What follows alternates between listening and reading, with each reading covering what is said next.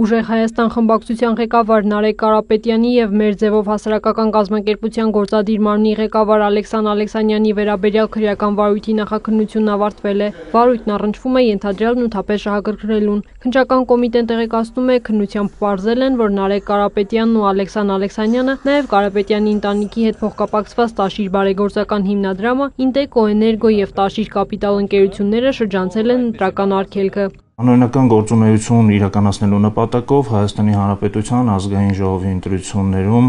Ուժեղ Հայաստան կուսակցության օգտին քվեներ ձեռք բերելու, քվեներ հավաքելու եւ մի շարք հանգամանքներով պայմանավորված 2025 թվականի սեպտեմբերի 9-ին հիմնադրել էր մեր ձևով ազգային արժեքների պահպանության հասարակական կազմակերպությունը եւ որպես գործադիր մարմնի ղեկավար նշանակել են Ալեքսան Ալեքսանյանին։ Ըստ քննչականի հասարակական կազմակերպության հիմնադրման իրական նպատակը եղել է Ուժեղ Հայաստան կուսակցության հավաքներին մասնակցելու նպատակով բազմաթիվ քաղաքացիներին նյութապես շահագրգռելը, նաև ընտրությանը դաշինքի օգտին առավելագույն ձայներ հավաքելը։ Քննիչի խոսքով հասարակական կազմակերպությունը այդ նպատակների համար էլ ծախսել է հանցավոր ծագում ունեցող ֆինանսական միջոցները։ Նշված ընկերությունը հիմնադրելուց հետո Նարեկ Կարապետյանի եւ Ալեքսան Ալեքսանյանի կողմից Հայաստանի Հանրապետության գրեթե ամբողջ տարածքում 114 գրասենյակների ղեկավարների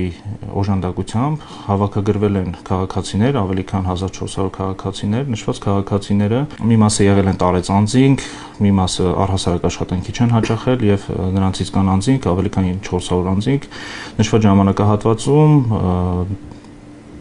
աշխատել են նաեւ այլ ընկերություններում, գրանցված են եղել համատեղ այլ ընկերություններում։ Քննիչի խոսքով 2025 թվականի սեպտեմբերից մինչև 2026-ի ապրիլ մեր ձևով հասարակական կազմակերպության բանկային հաշիվներին Նարեկ Կարապետյանի, նաև Տաշիր բարեգործական հիմնադրամի, Ինտեկո Էներգո և Տաշիր Կապիտալ ընկերություններից նվիրատվության և փոխառության խողի ներքո փոխանցվել է տնտեսական հանցագործությունների արդյունքում ձեռք բերված ավելի քան 27 միլիարդ դրամ, $75,000, 264,800 եվրո։ Այդ կերպ ըստ քննիչի թաքցվել է գումարների հանցավոր ճանապարհով ստացված լինելը։ Դրանց օրինական տեսք է հաղորդվել եւ օրինական գործունեության խողի ներքո լեգիտիմացվել է գումարների առկայությունը։ Այդ գումարների մեծ մասը